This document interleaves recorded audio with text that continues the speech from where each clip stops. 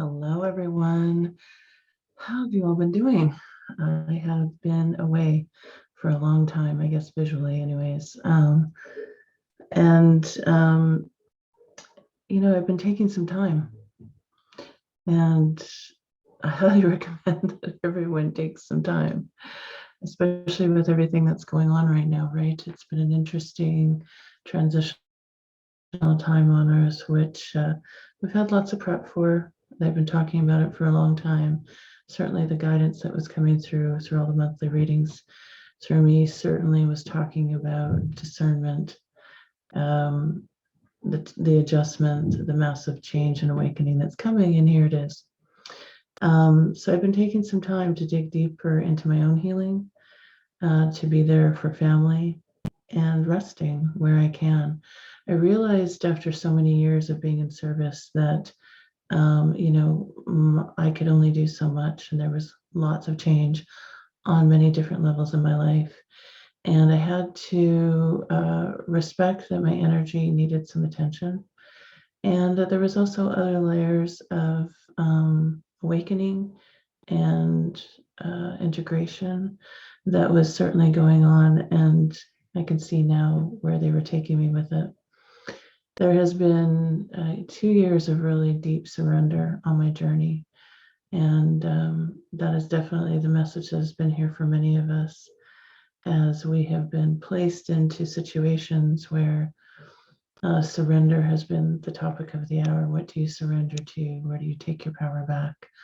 All those beautiful conversations and awakenings that happen within us, and then of course are being experienced outside of us as well. So I realized, during the summer, just how much time and energy was moving outside myself to be in service, and how much limited time was coming for me to do a lot of self-care and to be present with what was happening within myself and within my immediate circle of energy and relations. So that has been the focus, and it's been a profound awakening on many levels for myself. So where am I now? What am I here to do? How am I here to be of service? I'm not really sure. I think you've heard that from me a couple times, that I've just surrendered to where this is taking me, and listening to that internal guidance system that we all are, about how do I show up? What do I lend my energy and attention to, and what needs to fall away? How do I come to be of the greatest level of service, and what needs to fall away? And for me, that has happened in the most surprising of ways, of continuing to learn that service and being in service spiritually doesn't necessarily always look like what the spiritual community thinks it does. All these definitions and parameters and storylines of how a spiritual person shows up, and where they show up, and when they show up, and what they say and what they do, that's all falling away. The greatest way that we can show up to be of service is to show up in our lives and for ourselves, to be of service to humanity. The greatest thing we can do is really be the best us we can be, and to create the happiness and joy within your own everyday life, so others may experience the ripple effects of that. So I've been walking through that, and that always, as we all know, when we're digging into those things that need the greatest healing, that's not always the easiest of journeys, but it is certainly worth it. The integration and the coming back home is certainly worth it. So I'm back to readings as much as I can be. I open up a few days a month here and there to really continue to be of service to people through mediumship and intuitive work. I'm also being guided to do a lot more channeling, so you'll see that come forward when it's the right time. We'll be doing more full body channeling, and allowing spirit to really channel through me in a more holistic way. So we'll see that come forward as well.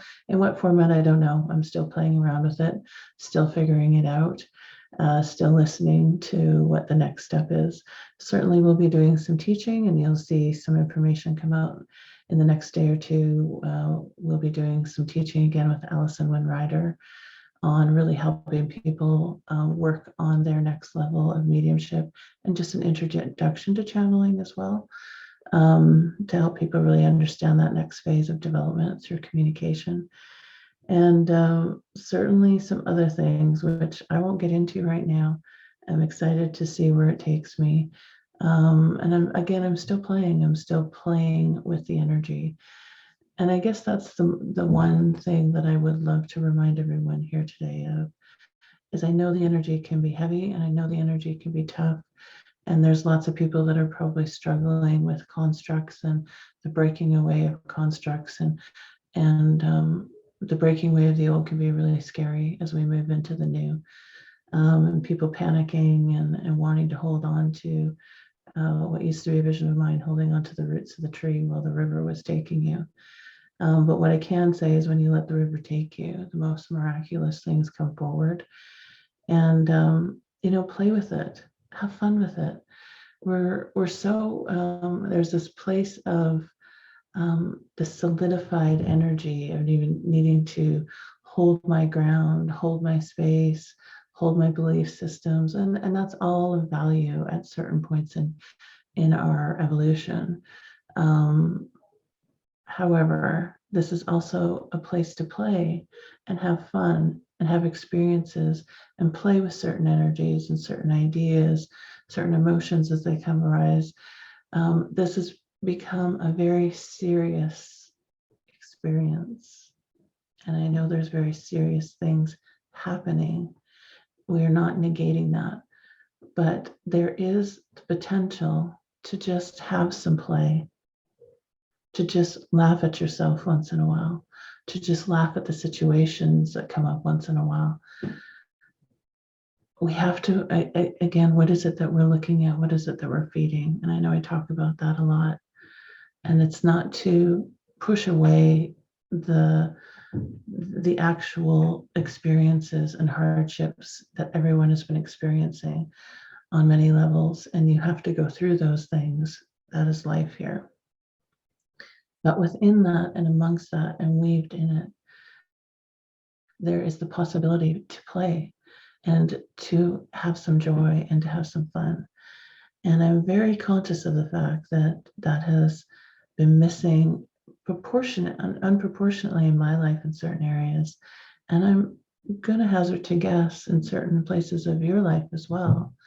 And what does play look like? And what does curiosity look like? And what does dabbling into new ideas look like? And what is letting go of my old frame of references and my old belief systems and just playing and testing out? And does that feel good for me? And does that make sense for me? And we need to go back to a state of play, a state of curiosity, because there is so much more out there for us. And these holding of identities and constructs and egoic belief systems is quite evident that it's not serving us anymore. You can see the diversity that it's causing. So let's go back to curiosity. That's what I'm being guided to share with you today. Let's go back to asking questions, to wondering if there's something more, to pursuing a different thought pattern, a different idea, a different journey, a different choice. Whatever that looks like for you, play with it. Be curious. There's so much more going on here than these old belief systems, these old constructs that we're holding on to so fiercely because it's scary when we don't know what's coming. But what's interesting is that if you watch a child when they're going somewhere new, they're actually excited. They're actually curious about it. There's no fear. And you tell them you're going to a new park, you're going to a new amusement park, you're going to someone's house to play, we're going to go to a new city, we're going, if you look at really young children, they're curious, they ask questions, they want to know. They're not coming from fear. We need to go back to that inner child that's curious, that's not coming from a place of fear, that's curious about what's unfolding, that's curious about peeking around the corner, that's curious about their showing me peeking, opening up the blinds and seeing what's outside. We need to go back to curiosity. We need to go back to wonder and joy and staying open to possibility. And knowing, as challenging as perhaps the perspectives and the experiences have been, could we go back to being curious about where it's taking us and come from a place of lightheartedness and joy? I don't know. It's an interesting concept. It's an interesting idea. I'm willing to play with it. Anyways, beloveds, you know what? I'm going to pick one card. I've just been told to pick a Tasha Silver card from the Divine Abundance deck that she just put out. So let's ask, what is, when it comes to divine abundance for us all here today, what is the guidance around that we most need to know about bringing divine guidance, divine abundance, divine joy and curiosity into our lives?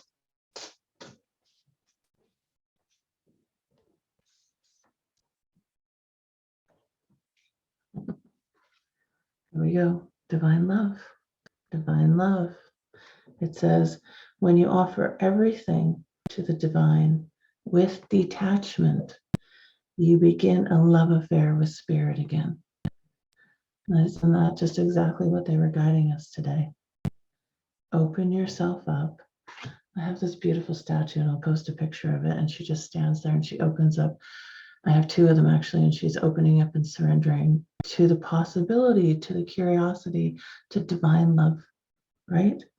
Let me read it again. They said, when you offer everything to the divine, when you completely surrender, when you have no clue what's coming for you, and you're completely detached of the outcome, you have no egoic identity to it, you begin a love affair once again with spirit. And that's what they're bringing through today. Let's go back to curiosity. Let's go back to our love affair of the infinite unknown and possibility of the divine. Let's just try it. Let's see where it takes us. All right, beloveds, much love to you. As always, I wish you well. And I hope you're finding joy in some moments here today. Be at peace. Talk to you soon.